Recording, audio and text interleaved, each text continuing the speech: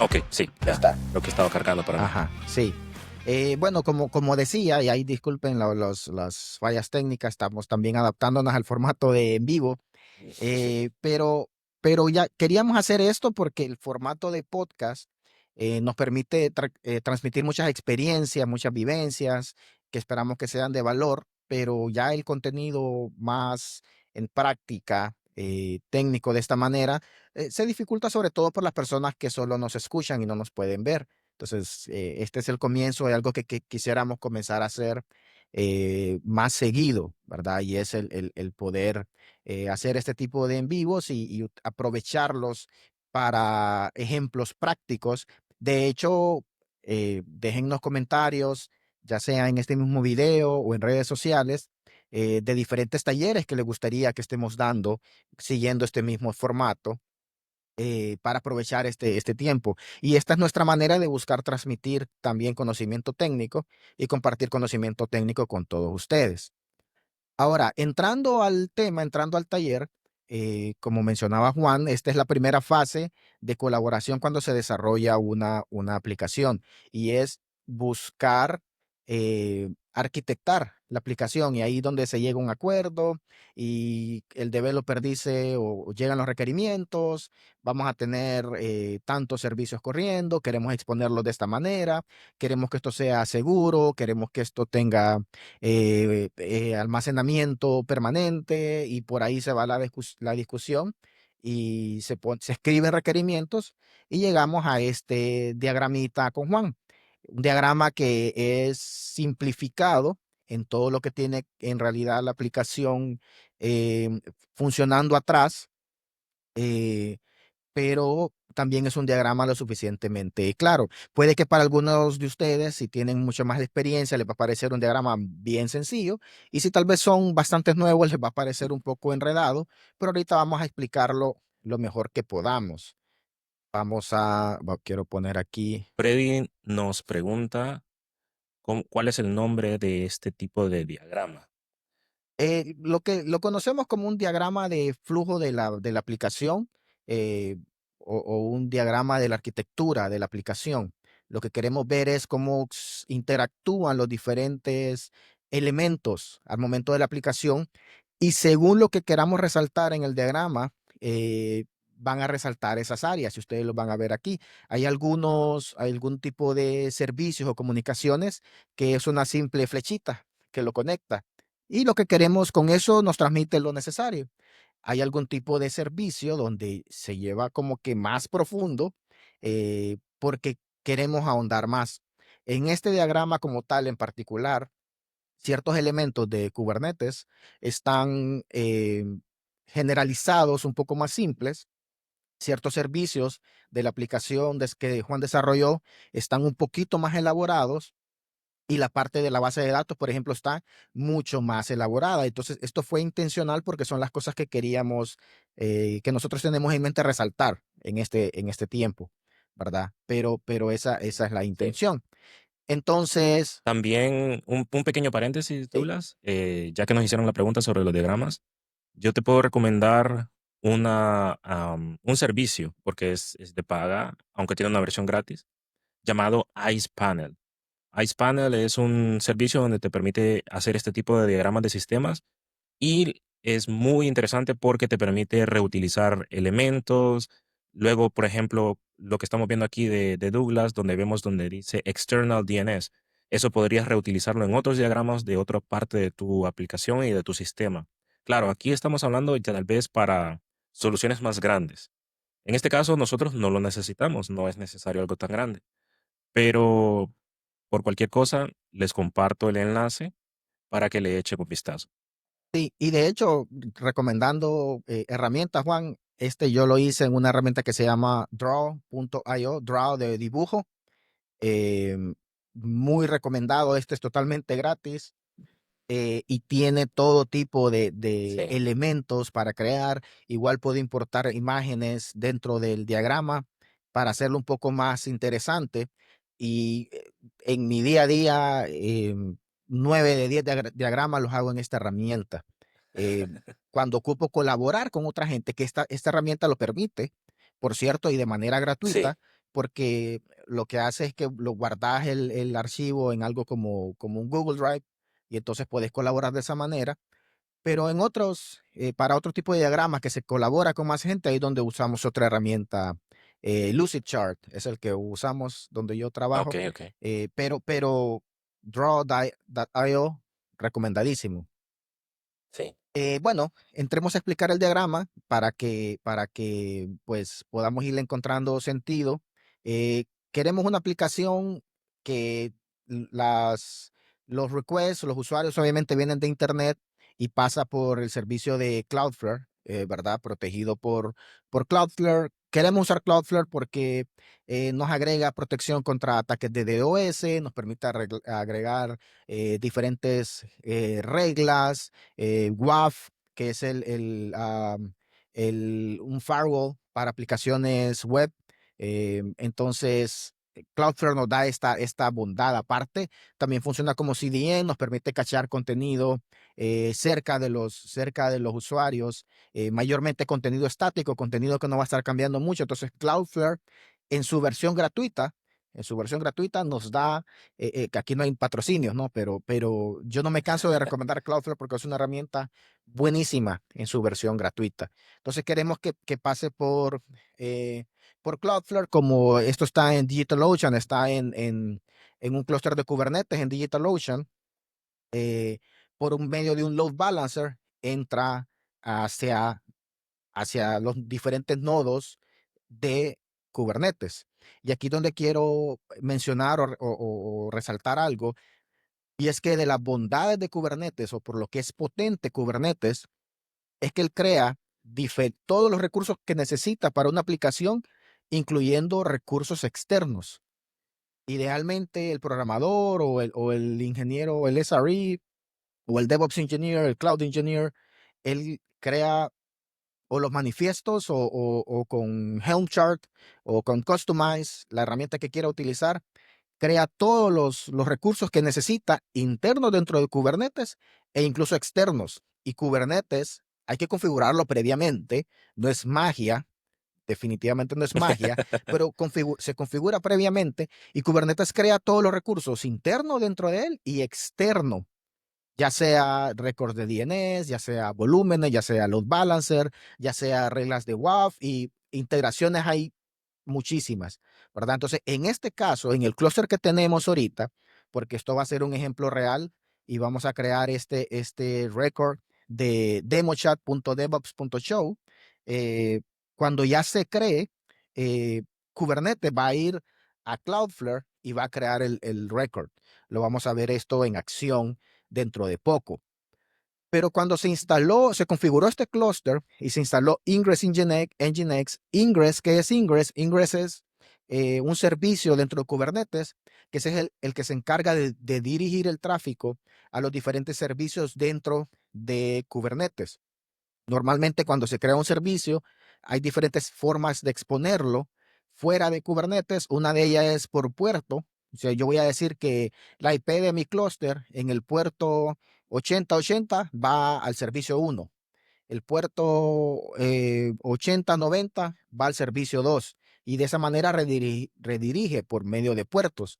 Y hay otras maneras de exponer los servicios, pero eso pues es inusual, ¿no? De dar una dirección de internet. Imagínense que esto fuera devenops.show, puerto 8080, un poco raro, ¿verdad? Entonces, Ingress permite que todo el tráfico entre por el puerto 80 y el puerto 443. Para quienes no saben, el puerto 80 es HTTP y el puerto 443 es HTTPS, o sea, la conexión segura, sin tener que escribir el puerto. De manera automática, los navegadores web hacen se conectan por ese puerto dependiendo del protocolo que usemos.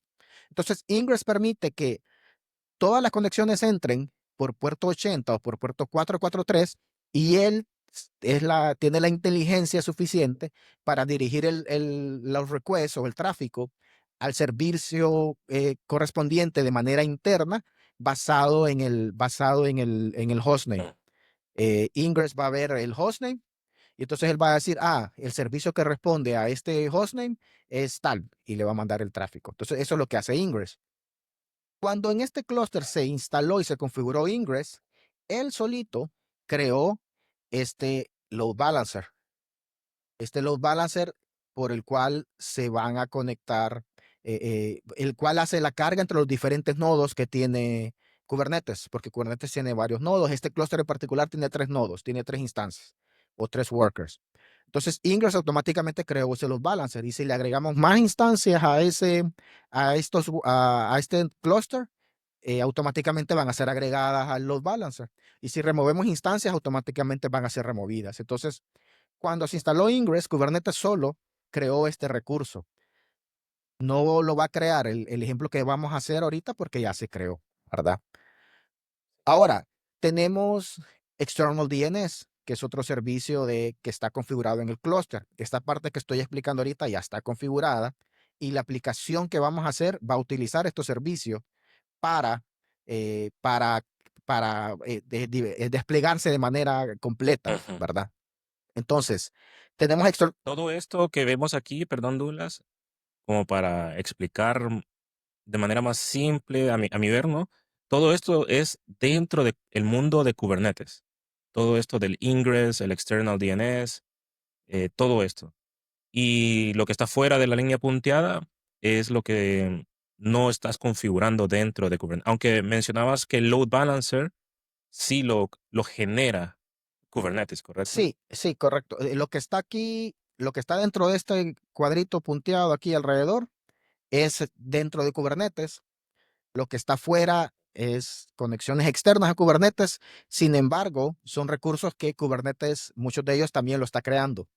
Kubernetes también está creando estos recursos y por eso lo decía. Y consideré pertinente explicar estos 3 servicios, Ingress, ahorita External DNS, y luego les voy a explicar Cert Manager, porque la aplicación que vamos a hacer va a generar un certificado SSL o un TL Certificate. Va a generar un record de DNS ella solita desde Kubernetes.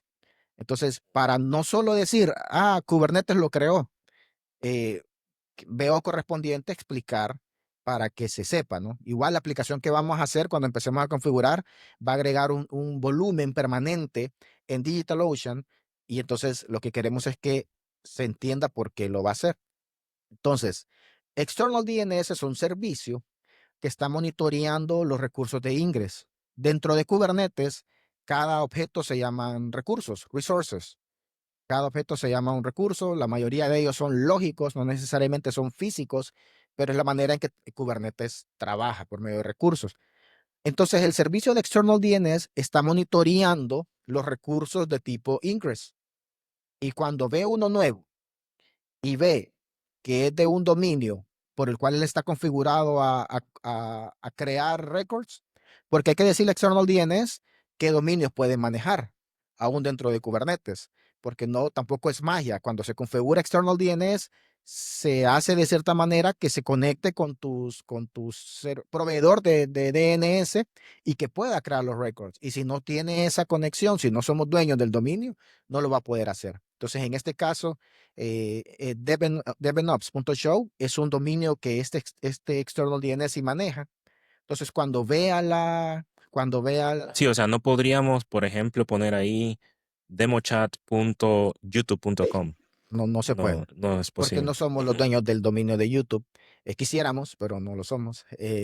Sí. Entonces, cuando ve que lo hace, si se fijan acá dice update DNS records, actualiza DNS records, y esto es importante porque él va a crear la primera vez que se hace. Si se llegara a modificar, él lo actualiza. Y si se llegara a remover ese ingress, él elimina el record, ¿verdad? Entonces, cuando se crea este ingress, External DNS va a ir a crear el record. Ahora, lo mismo con los certificados de seguridad. Cert Manager está configurado para leer ciertas annotations en Ingress. Ustedes van a ver cuando ya hagamos el ejemplo práctico, pero al crear el recurso de Ingress para la aplicación que Juan desarrolló, le vamos a poner un annotation en específico para decirle a Cert Manager, hey, de este Ingress, por favor, créame un certificado de seguridad. Entonces, cuando él vea que existe esa annotation, él va a ir a hacer el request del certificado En este caso, por medio de Let's Encrypt, es sumamente Sí. usado, es gratis, es muy bueno, pero también hay otro tipo eh, Es de automático. proveedores, ¿verdad? Dependiendo la empresa, algunas empresas tienen ciertas políticas o reglas que no quieren usar de Let's Encrypt. Se puede conectar con diferentes validadores, pero en pocas palabras, eh, ¿Algún punto negativo sobre Let's Encrypt o algo que hayas escuchado del por qué a algunas personas no les gusta? no, Yo en lo personal no le veo sentido. son políticas, Juan, son políticas. De hecho, los bancos, por ejemplo, no lo trabajan porque ellos quieren que todo las conexiones que existan para todos sus Ujú. servicios que sean a proveedores autorizados y que ellos conozcan. Y ellos van al proveedor y le dicen, hey, para validar mi certificado de TLS-SSL, dame la lista de IPs que lo van a crear porque solo esa lista de IP voy a dejar que lo creen. Entonces son empresas que son bien cerradas en Más seguridad cerradas. y con razón, con mucha razón, un banco, ¿no? No Sí. puede ser cualquier cosa. Entonces, mayormente se va por ahí. Y con Let's Encrypt, pues vos no les puedes decir, dame una lista de IPs de los que van a estar generando mis certificados, ¿verdad? Porque es un servicio gratis. Entonces, Ujú. va mayormente por ese lado. No es tanto con algo que sea menos seguro, ¿verdad? Ok. Pero entonces cuando Let's Encrypt cuando Cert Manager le pide a Let's Encrypt y Let's Encrypt hace un challenge, en el caso de este servidor en particular, hace un challenge por medio de DNS porque tiene que ver que somos dueños del dominio. Y esto es otra cosa, así funciona Let's Encrypt o cuando generamos un certificado.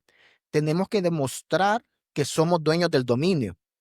Si no, como dijo Juan, yo pudiera crear un certificado para youtube.com y crear Ujú. un dominio falso de youtube.com y empezar a buscar hackear o robarle a personas.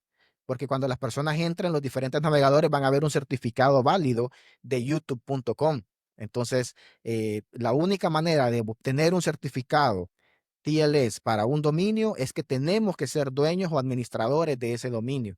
De lo contrario, no nos deja crearlo. Entonces, aquí está configurado ya. Él va a hacer un challenge a Cloudflare. Va a ver que si somos dueños del dominio devenops.show, entonces nos va a regresar el certificado. Cert Manager lo guarda en un secret dentro del Kubernetes, ese certificado, y Cert Manager se encarga de este punto en adelante de estarlo renovando, porque expiran, normalmente dura como 3 meses los certificados de Let's Encrypt. Cert Manager se encarga él de estarlo renovando. Yo no me preocupo por él ya. Y estando aquí en el secret, Ingress está configurado para él de aquí jalar el certificado de seguridad y de esa manera poder servir HTTPS, ¿verdad? Ujú. Servicios, conexiones en HTTPS. Algo importante para que sepan, cuando se usa Cloudflare, existe algo que se llama SSL termination, o sea que una comunicación termina ahí. Cuando alguien llame este dominio demochat.devenops.show, la conexión desde ustedes va a llegar a Cloudflare y ahí se corta. Ahí se corta. Ustedes no van a ver qué más hay. De ahí para allá, Cloudflare va a ser proxy, va a ser las conexiones de aquí a acá, ¿verdad? Esa conexión pudiera ser en HTTP. O sea, pudiéramos quitar por completo Let's Encrypt porque de Cloudflare a Ingress puede ser en HTTP y de los navegadores a Cloudflare va a ser en HTTPS y eso me va a dejar en cumplimiento con normas de seguridad porque el navegador va a mostrar que estoy en HTTPS y me va a poner el candadito verde. Voy a estar bien, Claro. pero existe un riesgo de que alguien pueda capturar el tráfico entre Cloudflare e Ingress y poder descifrar lo que estamos transmitiendo. Entonces, si lo encriptamos, hay menos probabilidad de que nos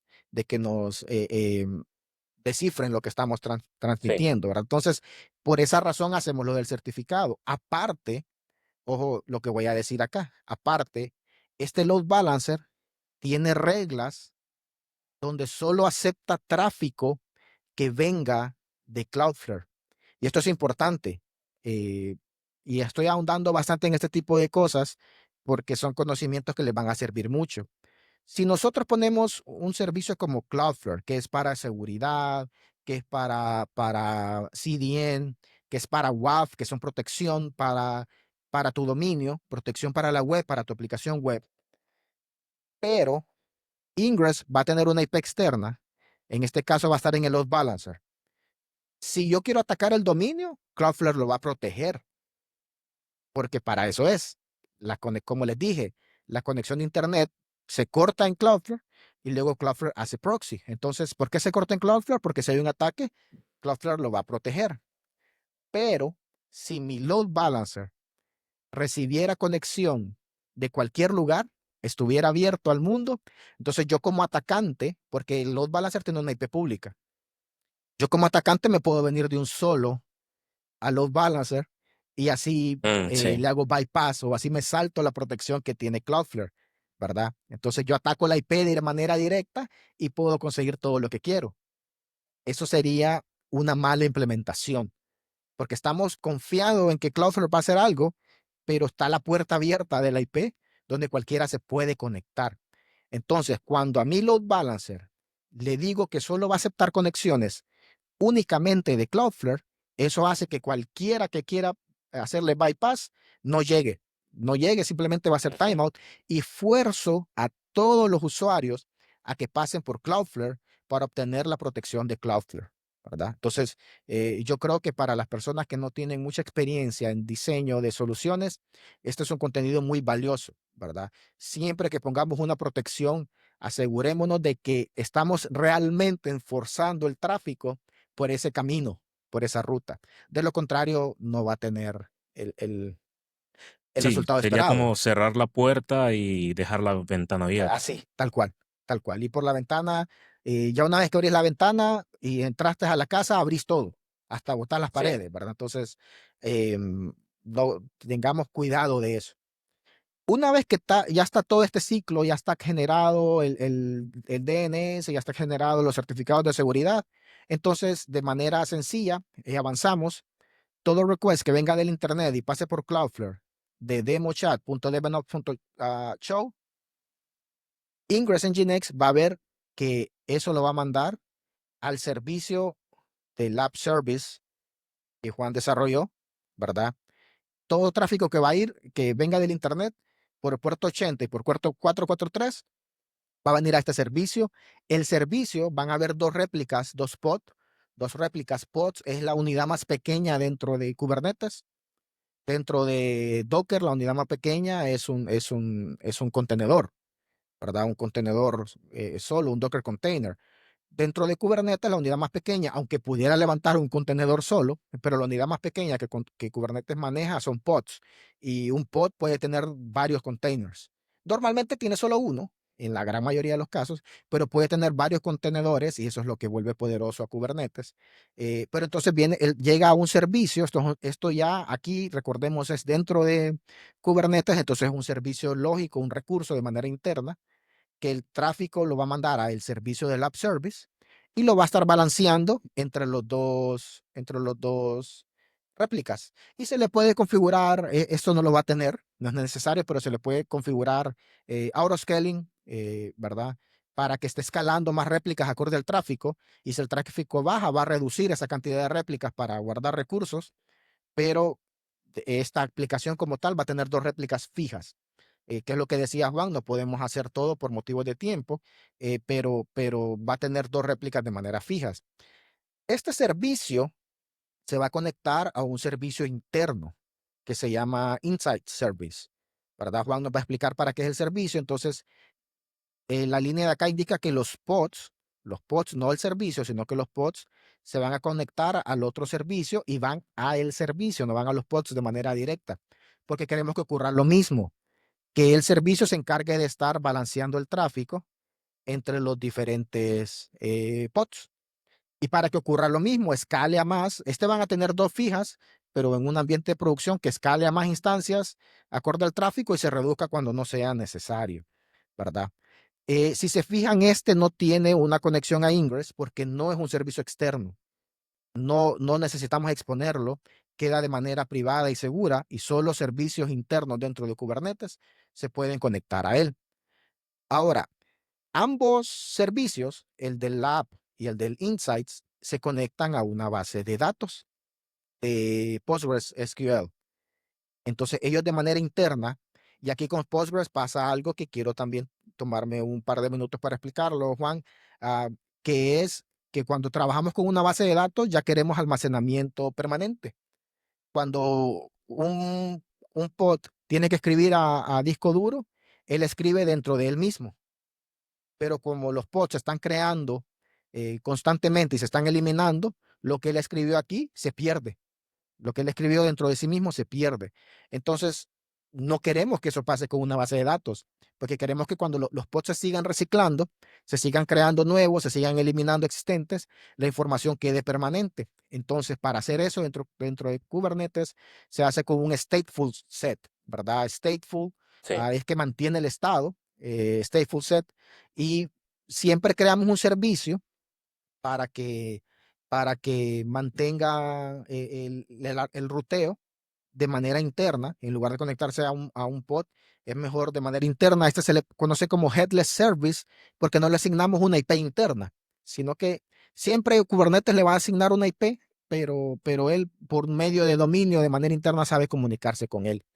Y el stateful lo que hace es que al pod le agrega algo que se llama un PVC o un Physical Volume Claim, que es como, esto es solamente, de nuevo, en Kubernetes todos son recursos, y en esto les quiero explicar brevemente porque va a terminar creando un recurso externo en DigitalOcean, que es un disco duro, eh, pero es un PVC es solamente una petición. Hey, dame disco.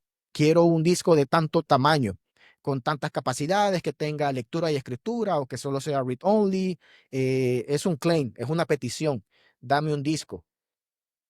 Con esa petición, Kubernetes crea el physical volume, el PV, que dentro de Kubernetes sigue siendo un recurso lógico, pero él de esa manera lo adjunta a los servicios o a los pods que lo necesitan, ¿verdad? Un physical volume. Sigue siendo un recurso lógico, pero así se llama dentro de Kubernetes. Y este se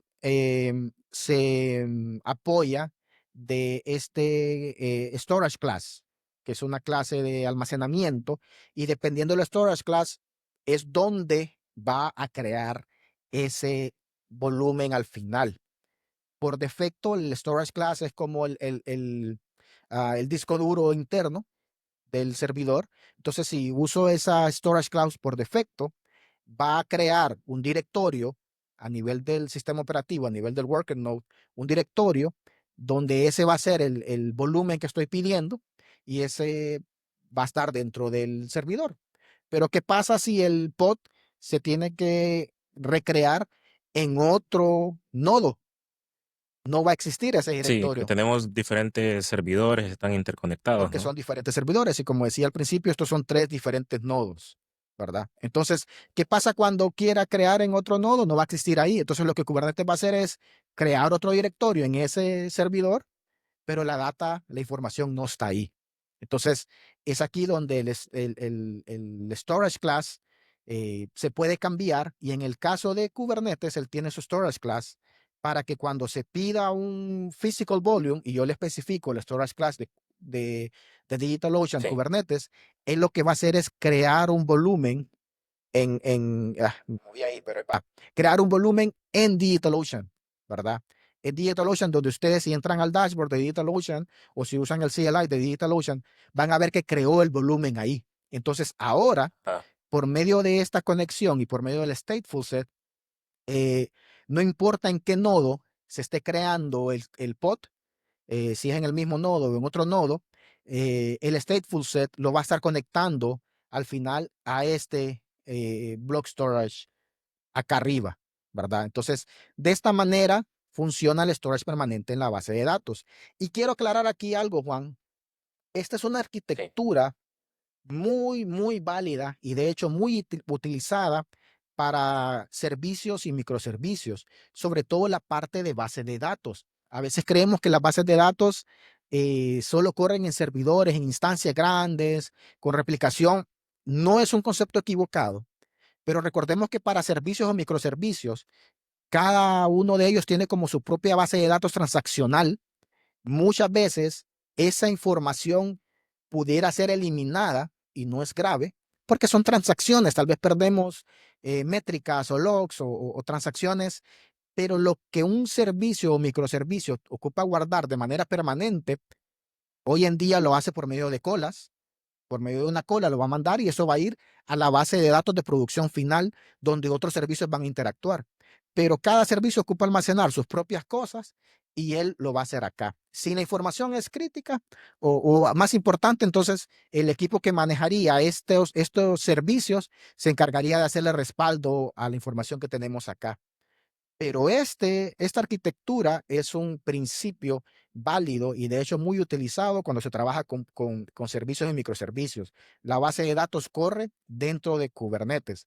Ya para producción, aunque cada vez más se está usando Kubernetes para bases de datos, porque los beneficios que dan los containers, los contenedores en las demás aplicaciones se pueden aplicar a base de datos, pero ya la arquitectura es mucho diferente a esto, porque a pesar de que son contenedores, siempre existe réplica de información, réplica de datos. Entonces ya ahí para las bases de datos principales, aunque sean en Kubernetes, la arquitectura es distinta. Pero para lo que es un servicio o microservicio, esa arquitectura es más que válida.